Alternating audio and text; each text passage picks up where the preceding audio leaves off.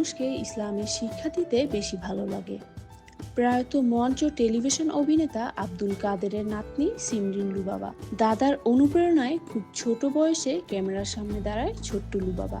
এরপর শিশু শিল্পী হিসেবে ব্যাপক পরিচিতি পেয়েছেন, নিয়মিত কাজ করেছেন বিজ্ঞাপনেও।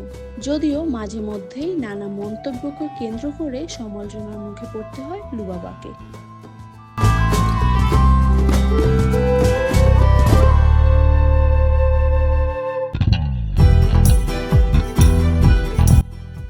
সম্প্রতি অভিনেত্রী দিলারা জামানের হাত থেকে আলোকিত নারী পুরস্কার পেয়েছেন লুবাবা। সেটা জানিয়ে ফেসবুকে রিল আপলোড করেন তিনি। সেই রিলসের অডিওতে তিনি বলেন, এখন আমার বেশি ভালো লাগে মানুষকে ইসলামের ব্যাপারে শিক্ষা দিতে।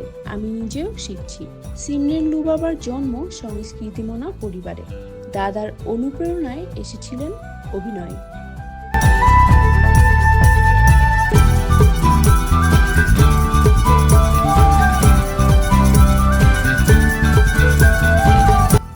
শিশু শিল্পী হিসেবে কাজ করেছেন অনেক নাটকে, বিজ্ঞাপনেও দেখা গেছে। তা সিনেমাতেও মিষ্টি সব চরিত্রে অভিনয় করে মুগ্ধতা ছড়িয়েছেন। তবে হুট করেই যেন নিজেকে বদলে ফেলেছেন তিনি। আপাদমস্তক বোরখায় ঢেকে হাজির হন। কথাবার্তা ও চলনেও দেখা যায় ইসলামী রীতিনীতির ছাপ। এজন্য নেটিজেনদের কাছে এখন খুব পছন্দের নাম সিমরিন লুবাবা।